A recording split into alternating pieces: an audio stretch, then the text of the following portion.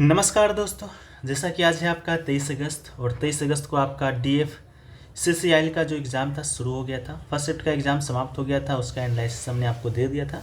ठीक है, अभी हम लोग बात करेंगे 23 अगस्त के सेकेंड शिफ्ट का, जिसमें आपका किस इसका एग्ज़ाम था, किस पोस्ट का था, तो जूनियर एग्जीक्यूटिव मैकेनिकल का एग्ज़ाम था। ठीक है, तो जिन लोगों का एग्ज़ाम था वो लोग अपने अपने आंसर को मिला लीजिएगा। बाकी जिनका आगे एग्ज़ाम है वो लोग एक्स्ट्रा फैक्ट्स के साथ ध्यानपूर्वक सुनते चलिएगा। आपसे इसी से रिलेटेड इर्द गिर्द घूमते हुए क्वेश्चन है जो कि देखने को आपके भी शिफ्ट में मिलेगा। ठीक है, वीडियो को स्टार्ट करें इससे पहले आपको बता दें PDF आपको टेलीग्राम पे मिल जाएगा, लिंक डिस्क्रिप्शन में दिया गया है, आप लोग जाकर वहाँ से ज्वाइन हो जाइएगा।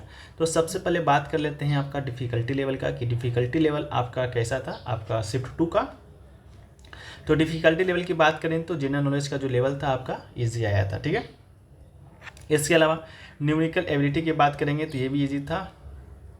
रीजनिंग की बात करेंगे तो ये भी आपका लप्पू सा ही देखने को मिला था। साथ में जनरल साइंस का भी प्रश्न आपका ईजी था। ओवरऑल बात करेंगे तो आपका जो एग्जाम हो रहा है शिफ्ट 1 का भी ईजी देखने को मिला था, शिफ्ट 2 का भी ईजी देखने को मिला था। ठीक है, इसके अलावा न्यूमेरिकल एबिलिटी की बात करेंगे तो किस पोर्शन से क्या क्या कितना प्रश्न पूछा गया है। तो डाटा इंटरप्रिटेशन से जो आपका था बार ग्राफ वाला, वो उससे 5 प्रश्न पूछा गया था।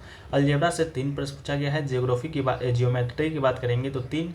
मेंसुरेशन से दोस्तों आपका 4 प्रश्न पूछा गया था। नंबर सिस्टम से आपका 2 प्रश्न पूछा गया था, और सिंप्लीफिकेशन से 2, और ट्रिगोनोमेट्री से दोस्तों आपका 2 से 3 प्रश्न, और मिसलिनियस की बात करेंगे तो मिला जुलाकर आपका 9 प्रश्न है जो कि पूछा गया है। ठीक है, तो ये आपका छोटा सा आपका ये डाटा रहा। बाकी हम लोग देखते हैं कि GK GS के पोर्शन से, साइंस के पोर्शन से आपके क्या क्या प्रश्न पूछे गए थे। ठीक है, तो देखिए पहला जो प्रश्न पूछा गया था, या पहला जो आपका है वो है कि जो आपका कावेरी जो नदी है, कावेरी नदी आपका कहाँ से निकलता है। तो इसका राइट आंसर आपका ब्रह्मगिरी पहाड़ी हो जाएगा। ठीक है, ऑप्शन में ब्रह्मगिरी पहाड़ी दिया गया होगा तो इसका राइट आंसर हो जाएगा। कावेरी नदी दक्षिण पश्चिम कर्नाटक राज्य में पश्चिमी घाट के ब्रह्मगिरी पहाड़ी से निकलता है।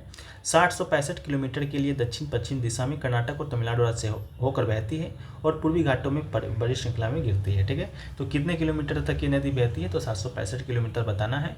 इसके अलावा कावेरी नदी की 2 प्रमुख सहायक नदी है। एक नदी आपका हेमवती है, हेमवती के बाद आपका लक्ष्मण तीर्थ नदी है। ठीक है, ये दोनों नदी आपका सहायक नदी है। और जो ब्रह्मगिरी जो पहाड़ी है वो आपका महाराष्ट्र के पश्चिमी घाट में एक पर्वत श्रृंखला है, इस बात को भी याद रखिएगा। ठीक है, नेक्स्ट क्वेश्चन देखिए पूछा गया, उससे पहले कुछ नदियों के उद्गम स्थल के बारे में हम लोग देखें तो सबसे जो बड़ा नदी है आपका पूरे भारतीय उपमहाद्वीप की बात कर रहे हैं, ना कि आपका भारत का बात कर रहे हैं, इस बात को याद रखिएगा।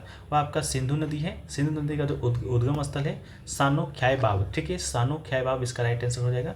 गंगा नदी की बात करेंगे तो हिमानी से निकलता है। टोटल आपका क्षेत्र 2525 किलोमीटर है। भारत की सबसे लंबी नदी है आपका। अगर गंगा नदी आपसे अगर ये पूछा जाए गंगा नदी आकर कहाँ मिलती है, तो मेरा बात को सुनिएगा। दो नदियाँ हैं। एक नदी आपका है भागीरथी, दूसरा नदी आपका है अलकनंदा। ठीक है, ये दोनों नदियां हैं जो कि आपकी एक पॉइंट पर मिलती है। जो पॉइंट आपका ये है, ये पॉइंट कौन सा है, तो ये पॉइंट आपका है देवप्रयाग। ठीक है, ये आपका देवप्रयाग है। ये दोस्तों आपका मान लीजिए अलकनंदा है ये। ठीक है, ये दोस्तों आपका भागीरथी है। ठीक है, ये दोनों नदियाँ आपका कहाँ से आता है, हिमालय से निकलती है, हिमुक प्राणी से या हिमानी से इसको भी कहा जाता है। तो दोनों नदियाँ की जहाँ मिलती है उसे देवप्रयाग कहते हैं। और यहाँ से जो एकमात्र नदी मिलकर एक जो नदी निकलती है इसे ही हम लोग कहते हैं गंगा। ठीक है, तो यही दोस्तों आपका गंगा का ये स्थल है, मिलन स्थल है। इसके अलावा ब्रह्मपुत्र नदी की बात करेंगे तो ये आपका मानसरोवर झील के निकट से निकलती है। 29 किलोमीटर के रेंज में ये आपका बहती है। गोदावरी नदी आपका त्रंबकेश्वर पहाड़ी से निकलता है। कृष्णा नदी आपका महाबलेश्वर से निकलता है। कावेरी नदी आपका ब्रह्मगिरी पहाड़ी से निकलता है। नर्मदा नदी आपका अमरकंटक मध्य प्रदेश से निकलता है। इसके अलावा ताप्ती नदी है सतपुरा पहाड़ी से निकलता है। इसके अलावा महानदी की बात करेंगे तो महानदी सिहावा की पहाड़ी से निकलता है। ठीक है, तो ये आपका राइट आंसर हो जाएगा। आप इसको भी थोड़ा सा पढ़ लीजिएगा। ठीक है, चलिए नेक्स्ट क्वेश्चन की ओर बढ़ते हैं हम लोग। तो जो नेक्स्ट क्वेश्चन आपका है वो पूछा गया है क्षेत्रफल की दृष्टि से सबसे बड़ा लोकसभा क्षेत्र पूछा गया था। ठीक है, क्षेत्रफल की दृष्टि से पूछा गया था, तो सबसे बड़ा जो लोकसभा जो क्षेत्र हो जाएगा वो आपका लद्दाख हो जाएगा। ठीक है, लद्दाख पहले जम्मू कश्मीर में आता था, अब अलग हटकर आपका केंद्र शासित प्रदेश बन गया है। तो लद्दाख सबसे बड़ा संसदीय निर्वाचन क्षेत्र कहिए, ये लोकसभा क्षेत्र कहिए, आपका राइट आंसर हो जाएगा। इसके अलावा सबसे छोटा की बात की जाएंगे तो सबसे छोटा आपका लक्षद्वीप हो जाएगा।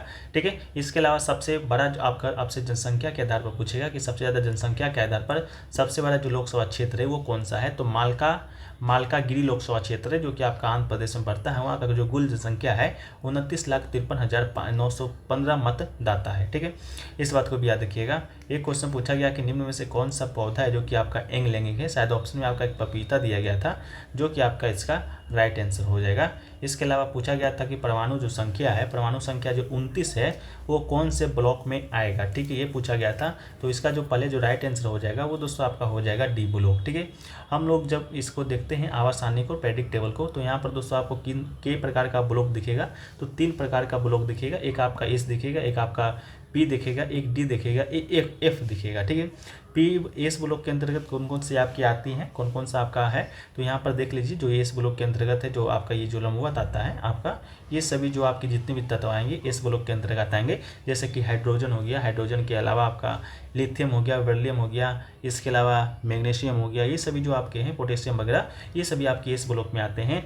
बाकी जो इतना जो क्षेत्र आपको दिख रहा है, ये सभी दोस्तों आपका कौन क्षेत्र में आता है, तो ये आपका डी ब्लॉक के क्षेत्र में आता है। तो आपका परमाणु संख्या 29 पूछा गया था। तो 29 दोस्तों आपका किसका है, तो कॉपर का है। ठीक है, 29 किसका है, तो कॉपर का है, परमाणु संख्या है। तो इसका राइट आंसर आपका डी ब्लॉक हो जाता। उसके अलावा भी देख लीजिएगा, एक नजर डाल लीजिएगा कि कौन सा एलिमेंट आपके कौन से ब्लॉक में आते हैं। पी ब्लॉक की बात करेंगे तो इस तरफ वाला जो आपका जितना भी ब्लॉक आएंगे वो सभी आपका पी क्षेत्र में आएगा। इसके अलावा नीचे वाला जो आपका आता है, नीचे वाला आपका टोटल, वो दोस्तों आपका एफ ब्लॉक के अंतर्गत है, जो कि आपका आता है। ठीक है, ये जो आपका मेंडलीव का जो प्रेडिक्ट टेबल है, इसका जो खोज है वो आपका हुआ था 1869 ईस्वी में। कब हुआ था, 1869 ईस्वी में हुआ था। वर्तमान में एलिमेंट की बात करेंगे तो टोटल 118 तत्व हैं वर्तमान में। ठीक है, जिसमें से आपका 94 जो है आपका क्या है, तो प्राकृतिक है, और कुछ जो आपका है जितना भी बच गया वो आपका कृत्रिम हो जाता है। ठीक है, तो ये पूछा गया था। नेक्स्ट क्वेश्चन देखिए, पूछा गया था लेंस का जो एसआई मात्रक होता है, यानी कि एसआई मात्रक वो क्या होता है। तो लेंस का एसआई मात्रक की जब हम लोग बात करते हैं फ्रेंड्स, तो इसका मात्रक हो जाएगा डायोप्टर। ठीक है, क्या हो जाएगा, डायोप्टर हो जाएगा। लेंथ की क्षमता का एसआई मात्रक डायोप्टर होता है। इसके अलावा इसे डी अक्षर से निरूपित किया जाता है, डी से लिखा जाता है। यदि फोकस दूरी एफ को मीटर में व्यक्त किया जाता है, तब शक्ति को डायोप्टर में व्यक्त किया जाता है। एक डायोप्टर एक लेंस की जो शक्ति होती है, जिसकी फोकल लंबाई 1 मीटर बराबर 1 मीटर होता है। ठीक है, 1D इक्वल टू लिखते हैं हम लोग 1 मीटर माइनस 1। ठीक है, इसके अलावा उत्तल लेंस की जो शक्ति होती है आपका धनात्मक होता है। बाकी जो अवतल लेंस का जो शक्ति होता है वो हम लोग का क्या होता है, ऋणात्मक होता है। तो ये प्रश्न आपसे पूछा गया था। ठीक है, चलिए नेक्स्ट क्वेश्चन पूछा गया था कि जो मॉन्टेग्यू जो चेम्सफोर्ड अधिनियम है वो दोस्तों आपका किस सोर्स आया था। तो मॉन्टेग्यू जो चेम्सफोर्ड अधिनियम है वो दोस्तों आपका सन 1929 में आया था। कब आया था, तो 1919 में आया था। तो इसका राइट आंसर क्या हो जाएगा आपका, वो आपका 19 हो जाएगा। इसे इंग्लैंड की संसद के द्वारा पारित किया गया था।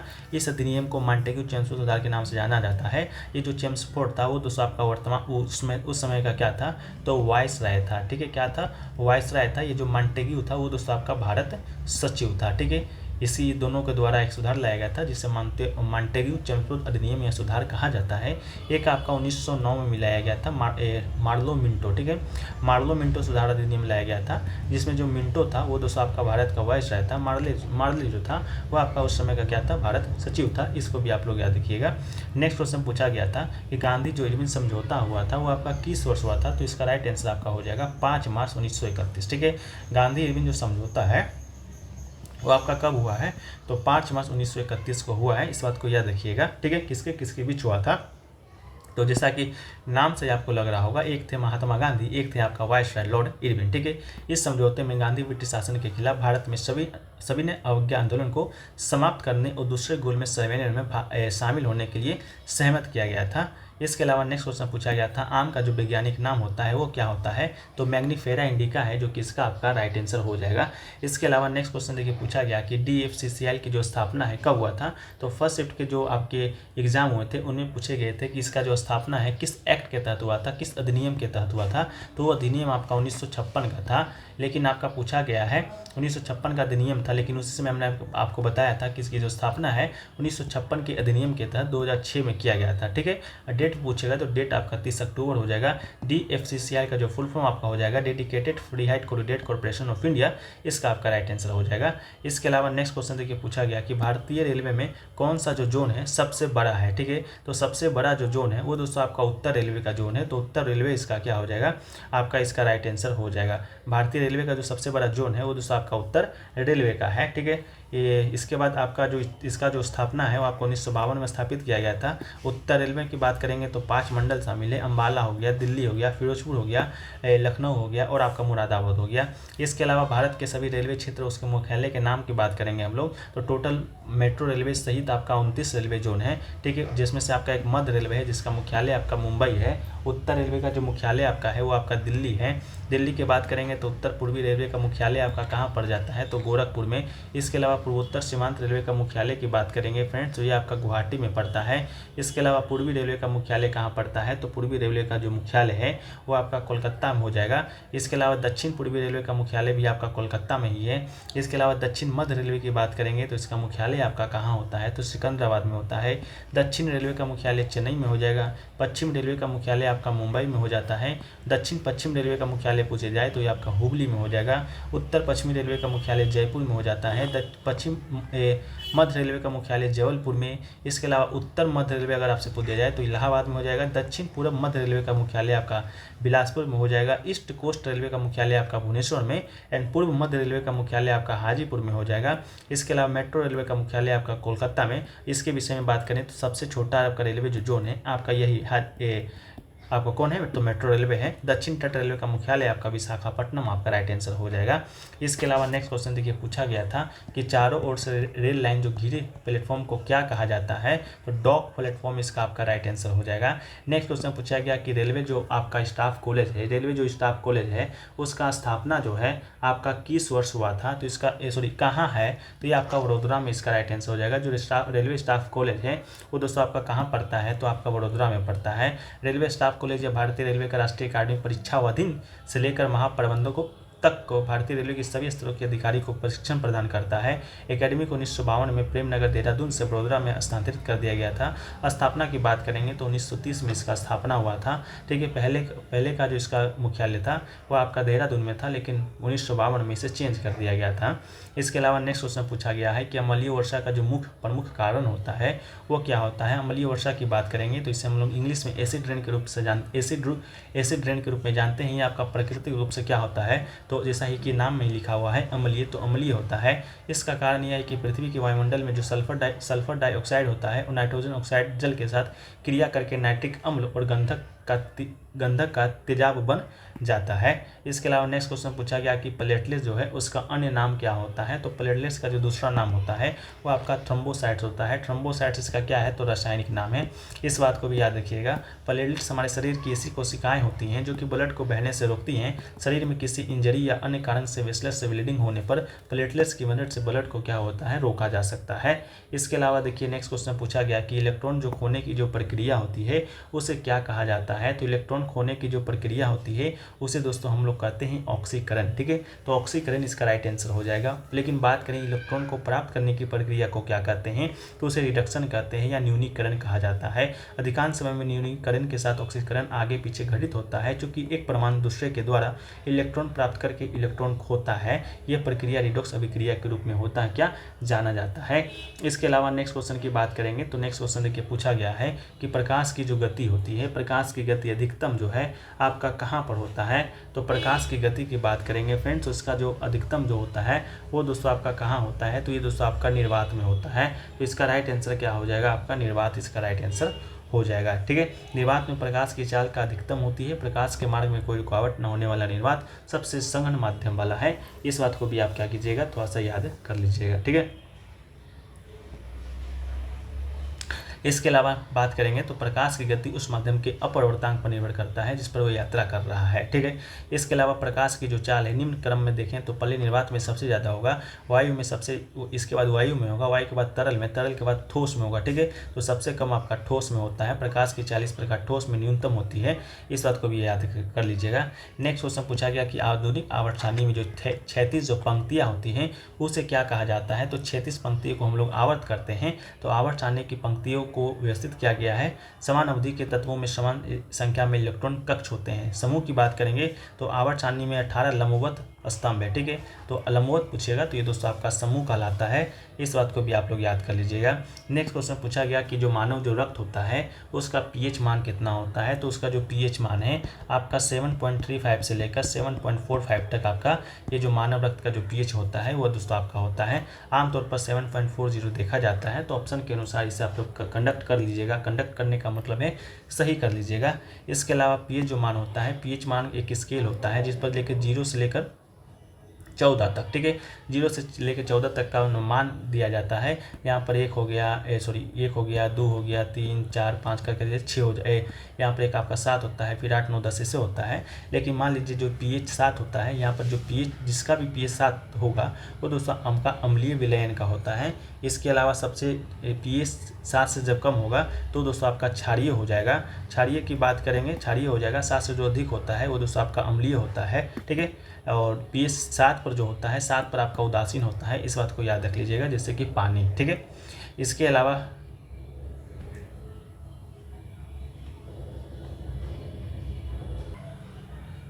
इसके अलावा फ्रेंड्स अभी तक तो इतना ही प्रश्न मिला है, ठीक है। लेकिन बाद में जितने भी प्रश्न मिलेंगे उसको हम लोग पीडीएफ में शामिल कर देंगे, ठीक है। जैसा कि आपके लिए ग्रुप भी बनाया गया है तो वहाँ से भी जाकर आप लोग जुड़ सकते हैं। मान लिख के चलते हैं कि आज का आपका सेफ अटेम्प्ट क्या रहा था। बहुत सारे स्टूडेंट का आपके मन में सवाल भी है। तो आज का जो एग्ज़ाम है आपका 2 ही शिफ्टों में कंडक्ट कराया गया था, ठीक है। तो सेफ अटेम्प्ट की बात करेंगे हम लोग आज का। तो मैथमेटिक्स से पहले हम लोग बात कर लेते हैं। मैथमेटिक्स से दोस्तों आपका सेफ अटेम्प्ट क्या था। टोटल आपका 30 क्वेश्चन देखा गया था, 30 क्वेश्चन देखा गया था, जिसमें से आपका सेफ अटेम्प्ट मैथमेटिक्स में था 2 से लेकर 26 तक था, 24 से लेकर 26 तक था। इसके अलावा आपका बात करेंगे जीए का, यानी कि जनरल अवेयरनेस का, तो 15 क्वेश्चन आपसे पूछा गया था। इसमें सेफ अटेम्प्ट की बात करेंगे, ठीक है। तो सेफ अटेम्प्ट की बात करेंगे, जीके और जीएस दोनों से 15 क्वेश्चन आपसे पूछा गया था। तो 18 से 20 क्वेश्चन आपका उसको बनाने लायक देखा गया है और लोग बनाए भी हैं। इसके अलावा रीजनिंग से बात करेंगे तो रीजनिंग से दोस्तों आपका 30 प्रश्न देखा गया था। इसमें सेफ अटेम्प्ट की बात करेंगे, तो ये दोस्तों आपका 25 से 27 जो क्वेश्चन था आपको बनाने लायक था। इसके अलावा DFCCI से CIL से संबंधित रेलवे से जो आपका आता है 10 क्वेश्चन देखा गया था। 6 से 7 क्वेश्चन आपको इसको बनाने लायक था। इसके अलावा ओवरऑल एक हम निकालें तो मान के चलते हैं तो आपका मैथ से 25 क्वेश्चन बनाने लायक था, जीके जीएस से 19 क्वेश्चन बनाने लायक था, रीजनिंग से 26 और मान के चलते हैं आपका DFS से 7 क्वेश्चन बनाने लायक था। तो आता है दोस्तों लगभग 75 से 76 जो क्वेश्चन है आपका आज का सेफ अटेम्प्ट था। तो मान के चलते हैं 70 प्लस जिन लोगों ने बनाया है वो आपका एक गुड अटेम्प्ट लिए हैं, ठीक है। तो चलिए हम लोग वीडियो को दोस्तों यहीं पर समाप्त करते हैं। वीडियो अगर आपको अच्छा लगे तो वीडियो को लाइक कर दीजिएगा चैनल पे, लेकिन अगर आप लोग नए हैं तो चैनल को सब्सक्राइब कर दीजिएगा और नोटिफिकेशन बेल कॉल पे क्लिक कर दीजिएगा। ऐसा इससे होगा क्या कि आपको DFCCI से संबंधित जो भी अपडेटें होंगी सबसे पहले आप तक पहुँचते रहेंगी। तो चलिए हम लोग वीडियो को समाप्त करते हैं, मिलते हैं नेक्स्ट वीडियो में, जब तक के लिए जय हिंद।